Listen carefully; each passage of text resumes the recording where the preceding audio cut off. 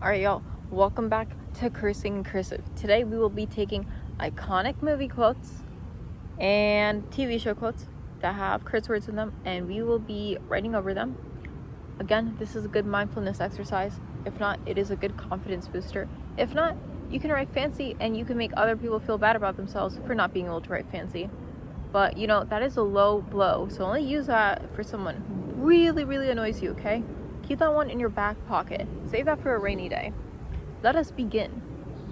First quote is "Yippee-ki-yay, motherfucker" from Die Hard. As always, I will be writing with my left hand and then my right hand. And yes, I did make sure the words are smaller, so you have to be able to be more concise. I'm upping the difficulty, y'all. Keep up. Sink or swim.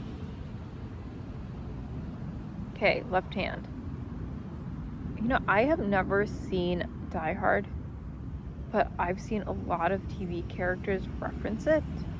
So I feel like I should have watched it, but that's okay. This sounds like a cool quote anyways. Yippee-ki-yay, motherfucker. When I was looking up different quotes to use, a lot of movies use the word motherfucker. So it looks like American cinema is obsessed with using the word motherfucker. I guess it's kind of badass. I don't know, but I just wanted more. I wanted your taste palettes and curse words to be expansive, Why use one curse word when you can use 10? Perfect. Now with the right hand.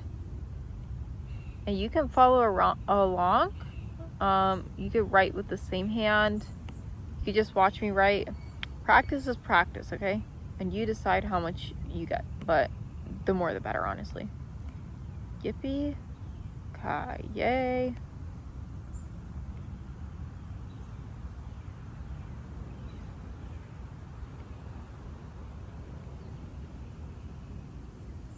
Yeah, and also at this point in time, feel free to break some of the cursive rules a little. Like I said, I gave you enough basics in the first few videos, and now is your time to find your style. So if you want to write one letter without, a swirl or something, go for it. Go crazy. I'm here for it. I want you to be rebellious. Rebel against your own teacher. Student becomes the master, all that good stuff. Next quote. We act like we don't need the shit. They give us the shit for free. Swingers. Never seen that movie. But that sounds like good life advice, It's like literally playing hard to get in a job interview. Or, if you're at a market and you're or bargaining with someone on the streets. I'm Indian. I should know how to bargain, okay? You act like, I really like this bag, but I have a better one at home, so I don't need it. And they're like, oh my god, I wanted to buy this bag from me. At that point, it's not about money. It's about your personal value, and you're like, I am good enough. When somebody's about to walk away from you, I don't know, I felt that where I'm like, oh my god, no, wait, I am good enough. And then you feel like you have to prove yourself. Sometimes, when I feel extremely confident and stable in my self-worth, and I'm like, I don't really need that. It doesn't make sense for me. No, it's probably better to live life with an extremely high sense of self-worth, so you don't compromise the things you value for anyone else. But, I'm human. There's been times where I'm like, don't walk away from me. Please don't walk away. In business, in other areas. But we don't need to talk about that. I don't know who brought that up. But yes, good life advice for jobs, because this job market is a bit shit. And we need to teach these employers to not post ghost jobs, or we will walk the fuck away and make sure they go out of business. That's that has been one of my fantasies, I found other jobs in the meanwhile. But you know, that's not very nice to post ghost jobs for tax purposes. We are educated. We are here to use our skills and our minds. I think we deserve a chance at a real job. I guess my mind is going towards an angry rant about the job market. It's okay. Give it 10 seconds, it's gonna switch to something totally different.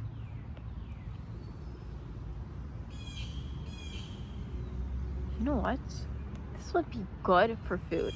Like if you're talking to a professional chef and you're like, you know what? I just ate some mashed potatoes and gravy. And they're like, no, my mashed potatoes and gravy are better. You see what I'm saying? The chef will want to give you the mashed potatoes and gravy. Now with the right hand, we act like we don't need the shit. They give us the shit for free. Why don't you tell me if you ever acted that way and it actually worked out for you? You know, it's like black cat energy. Act like a little disinterested. Because you know what, black cats, everyone says they're bad luck, but like, first of all, no, they're not. I see a bunch of them every single day, and I don't want to believe that I have that much bad luck. That's ridiculous. Like, my life is pretty neutral at this moment. It's whatever I make of it. So I'm gonna tell myself that black cats are actually good luck, and 3-leaf clovers are the bestest luck in the world, because in my lifetime I have only found one 4-leaf clover.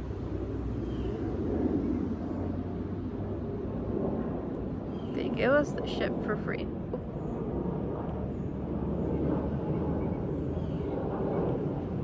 Yes. One time I used to do cross country in high school, and me and my friend were supposed to be running, but we weren't running, we were walking, and then we sat down for like a little, and we shouldn't have done that. I'm sorry, coach. But I thought I found a 4-leaf clover, and I was so excited, and I showed my coach, and she was like, so like, how did you spot it? And I was like, I like sat down to tie my shoe, and she was like, that is such, like, she didn't say it, but her face was like, that is pure bullshit. No one just like randomly finds a 4-leaf clover like that. Yeah, I was not really a good runner. Yeah, frankly, my dear, I don't give a damn. Yeah, that is really how I felt about cross country. Frankly, my dear, I don't give a damn. Oof. But you know, I didn't realize how much I didn't enjoy cross country. If you're doing a sport, you should at least on some level enjoy it, because sports, there's always ups and downs. You're using your body as a machine to accomplish crazy feats. You should enjoy the sport you do, you know? The thing about running just to run is crazy. If I had to run so I could train for something, that makes sense to me. But running just to run faster? No, dude. I'm not good. Like, imagine, oh gosh. And like, I know there's a lot of pressure in sports, so you have to learn to acclimate to it and not give in. I gave in a hard time. You know, some sports really, they're like people. Some sports bring out the worst in you. Some sports, when the pressure's on, you want to do your best. That was not me in cross country. I'm so happy my coaches probably picked that up about me. They looked at me like I was such a disappointment. It's okay though. There's other sports that make me happy now, so yeah, I'm just not much of a long distance runner. It's not really who I am in my soul. Yeah. I like to run. I started doing some more runs, but only the playlist is amazing, you know? Right hand. Yeah, I like to pretend. I like to put on music, and I like to pretend like I'm either on a secret mission. Yeah, I like to pretend I'm in one of those spy movies. frankly, my dear, like, you know, if I don't get them the secret codes within the next 5 minutes, the world's gonna explode. Something like that.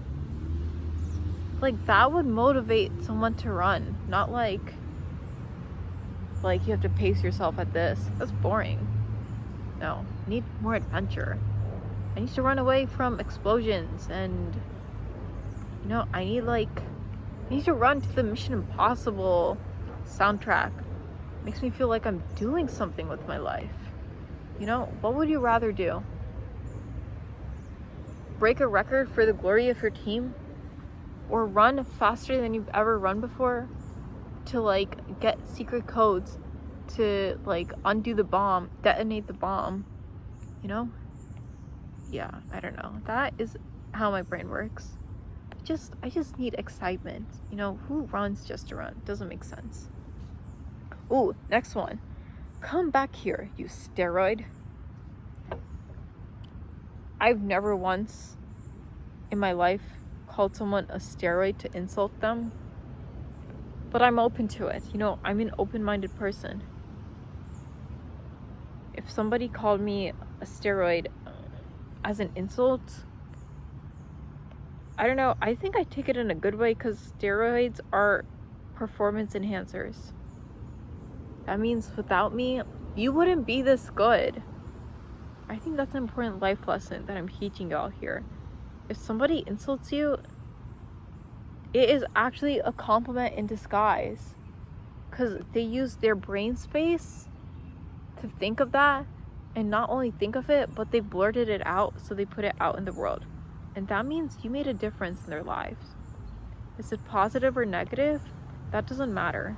What matters is that you made a difference. And that's something you should hold on to. Come back here, you steroid. Yeah, that is definitely a compliment. I think I'd take that as a compliment.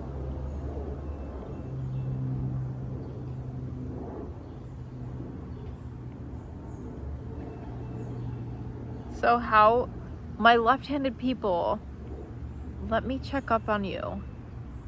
How are you doing? Tell me, how have you coped as a lefty for your whole entire life? What are your tips and tricks?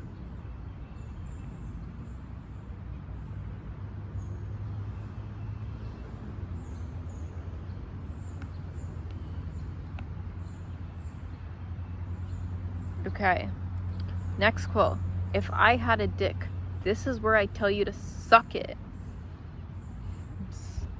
I'm in a public park, so I can't say these things too loud. The children will hear me. If I had a dick, this is where I tell you to suck it. That's a good one.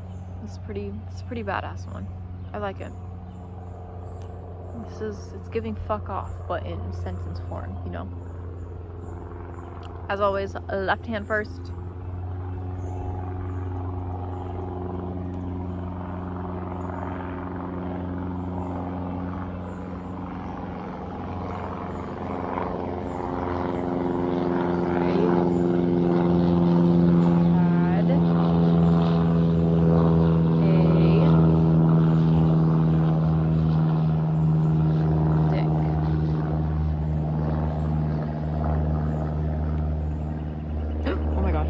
Nope, that's just my hair. I thought it was a spider. That was my hair. Oh my gosh, I've been seeing spiders everywhere. I even saw them in my dreams. I don't know if that's like a good thing or bad thing. Yeah. I don't really know what to make of that.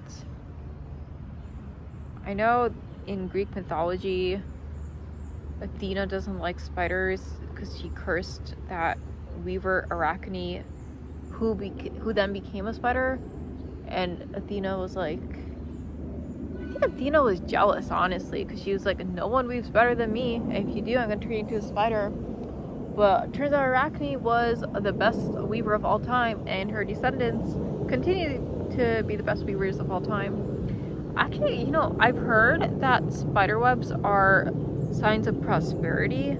So if I see spiders, they're probably making webs, and that means I'm gonna be rich. So that's how I'm gonna see that. Every time you see a spider, it means you're gonna get rich. That's what I'm gonna tell myself.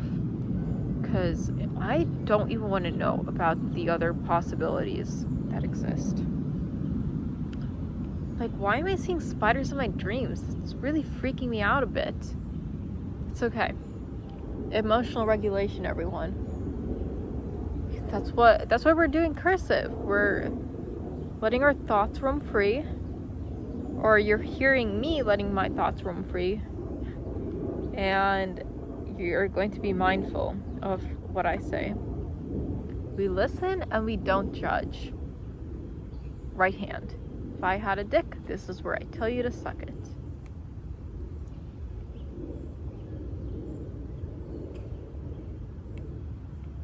And remember to use the tips and tricks I told you all. Lesson number 1 is write with your whole arm. Lesson number 2, everything has connectors. Lesson number 3, write with a slant. Lesson number 4, be mindful of how you use the weights. You know, up is light and down is heavy.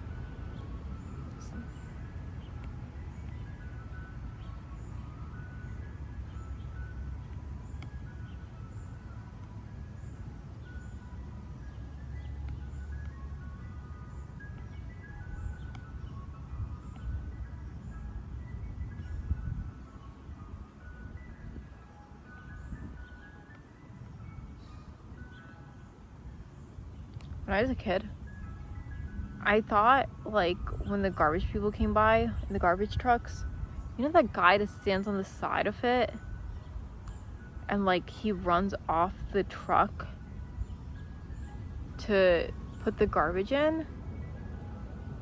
I thought that was the funnest job in the world, and I really wanted to do it. You know, childhood dreams and stuff like that. Next quote. Roy Kent, get your hairy arse into my office now. She actually did say ass in the actual quote. Get your hairy ass into my office now. Can't really slip into my British accent, but this quote was from the show Ted Lasso when Rebecca was screaming at Roy Kent. So it was really funny, and that is exactly why I included it. Imagine going and screaming at a grown man who's one of the best football players, aka soccer, but it is football in the rest of the world. Like, he's like one of the best on the team. And you just go in, disregard all of that, and be like, stop being a baby, come up here right now. I need to speak to you because you're not using your manners properly. I don't think he was using his manners. I think he was having romantic troubles and she had to set him straight and be like, why are you self-sabotaging? Yeah.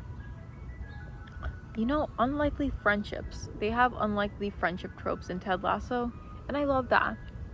I love unlikely friendship tropes.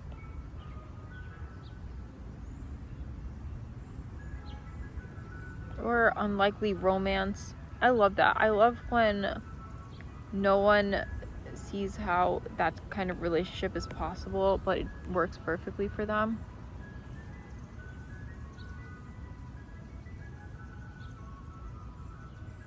Okay.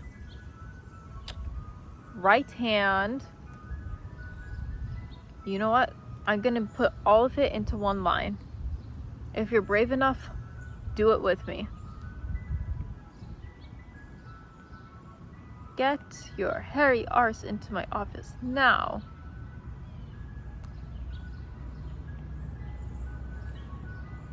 Ted Lasso is an extremely uplifting show. It's so, if you're like ever in a depressed state and you're like, how do I make myself feel better? and not force optimism, I would say watch Ted Lasso, because they're kind of gentle with it. Yeah, I don't know. Like, you know how you read a book or listen to a song and you're like, I didn't know I needed this, but now it has changed my life? It's kind of how I felt about the show. Like, I think I was a little heartbroken when I started watching it, and I think it healed something inside me I thought couldn't be healed. So it was nice. I really liked it. Next quote. Every single one of you knows that my ass isn't hairy, yet none of you spoke up. And that was Roy Kent responding to Rebecca after she went into the locker room and yelled at him in front of everyone. And then he yelled at all of his teammates. The circle of screaming, everyone. That is the cycle of life, like they taught us in The Lion King. As always, left hand first. Yeah, but books, movies, music, they can heal things inside of us. They can heal burdens inside of us that we didn't even know that we were carrying. That's the beautiful thing about the arts. They can make us laugh, they can make us cry.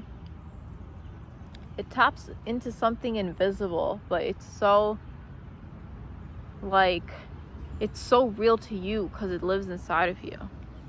So it makes sense to me that some artists are extremely sensitive, because, you know, they have to feel at a deeper level to be able to convert everything they feel into art. Not convert, but to express. Convert is kind of robotic, you know, but they have to be so warped and wrapped up into their own emotional internal world that they have to be so engulfed in it for them to create something brilliant. Not brilliant.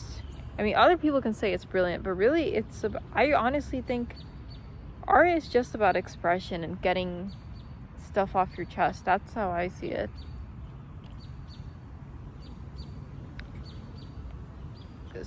Yeah, there's like some structure to it, like storytelling has structure, but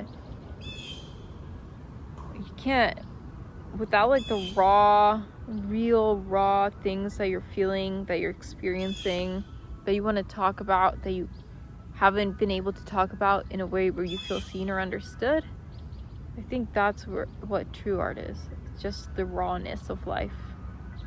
It's the rawness of life, like transformed into writing, sculptures. You know, I think you could argue that cursive is an art form too. When I get angry and I write in cursive, it looks much more different than when I'm calm. I think it can reflect back your mental states to you. So you don't even need to look at what you're writing. You can literally look at the shapes, you know?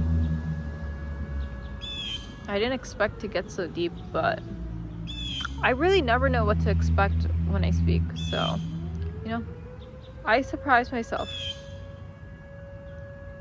Mostly, I don't really want to know what's going to come out of my mouth and what's in my mind. It's a lot. There's a lot of things going on up there. I usually tap into whatever I want to tap into, not ramble, but stream of consciousness is interesting for that reason. And finally, writing with my right hand. Every single one of you knows that my ass isn't hairy, yet none of you spoke up. Yes, I think that team was very strongly bonded.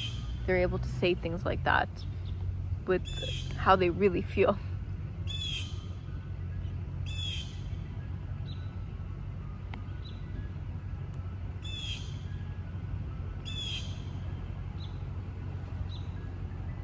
Okay, and this is the last sentence we will be writing. I hope that you gained some cursive experience from this, that you feel more confident in your ability to write cursive, or your handwriting improved, Or it's just been a journey for you. Why can't things just be a journey? Let them be what they need to be, you know? Don't put labels on them. Yeah, but I hope something good came out of this. Or if nothing good came out of it, look at the silver lining, okay? You got to listen to me speak about a bunch of things. So I probably said at least one good thing that you liked. Look for that one good thing that you liked. Then just hang on to that, because I don't really know what else to say. None of you spoke up. Yes. Next time somebody insults your friend's hairy ass, it's on you to speak up for them. It's a really important responsibility you have.